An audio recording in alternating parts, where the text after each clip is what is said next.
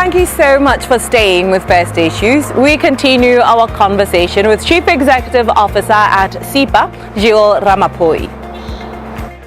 The CEO believes innovation is one solution that can be adopted to drive economic growth in Botswana. One could wonder, though, what clear examples can be given to expound on this, and in what timeframes can such adoptions bear fruit? It's always incredibly important to put discussions into context, especially when you talk innovation. What exactly do we mean? Exactly. Innovation in simple terms is a new way of doing things.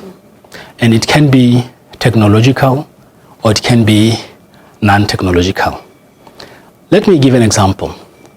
Our economy, our country, our communities are endowed with what we call geographical indications or traditional knowledge. And I'll give this discussion some context.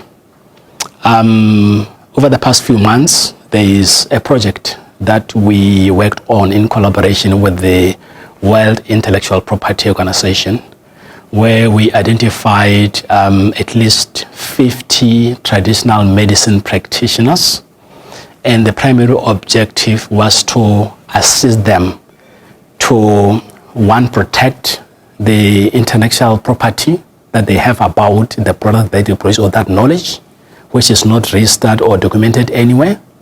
And by so doing, they are not able to derive real value out of that knowledge. What we did, we empowered them to firstly IP protect their products, to start branding them, and to make sure that at the end of the day, we are able to start to see this product now being sold in pharmacies. And as they do that, the potential is they are going to start increasing capacity of the production of what they are currently doing. Yes, they are making money out of it, but that is not good enough because they are doing it at a low scale. But time has come for them to upscale what they are currently working on.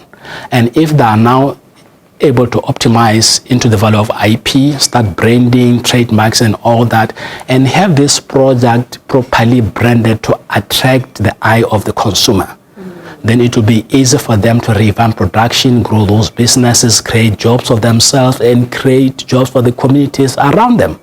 So this is another typical example of how intellectual property, particularly traditional knowledge, can be used to improve the standard of living of our people and the communities. This is a very clear demonstration. So at the end of the day, our conversation really, or our dialogue and meeting here today is to, understand how Botswana can reach high income status. And it just so happens to be that SMEs should be the drivers, right? Yeah. But where we are currently as a country, we stand to benefit from various support agencies that are meant to help us as an economy expand and grow, the likes of IMF, for example. So if we go to, or we achieve high income status, what do you think we stand to gain from that?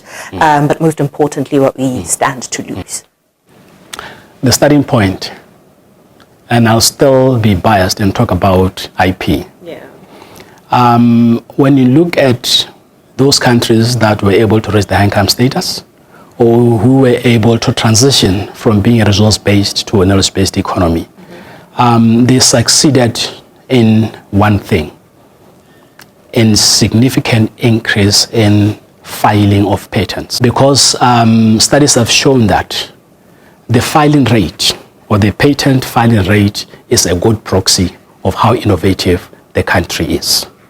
But when you look at this in the context of the Botswana economy, our filing rates still remain low, which means that we need a collaborative and cohesive policy framework or approach that will ensure that we bring together all the key stakeholders to ensure that whatever the challenges that are being faced by those who have the potential to file more of these patents start to do so. We still need to do a lot more to ensure that whatever the obstacles that are currently a deterrent to these institutions to file more patents, we need to work together to ensure that we address them and ensure that every day we all reach the aspirations of becoming high income status.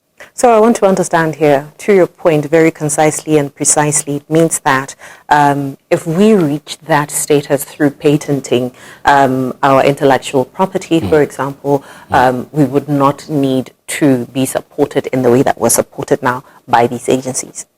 Definitely, definitely. We want to see things being driven by the private sector. We want to see more of funding for this innovation being funded by the private sector. It's unfortunate that currently there is a misalignment between those who are involved into R&D and the industry. It's high time that now the industry and R&D institute start to work together. For as long as the industry doesn't see value in what the R&D institute are doing, then it becomes difficult for them to start financing this R&D, because through research they should be able to solve some of the problems that we are being faced with as a country.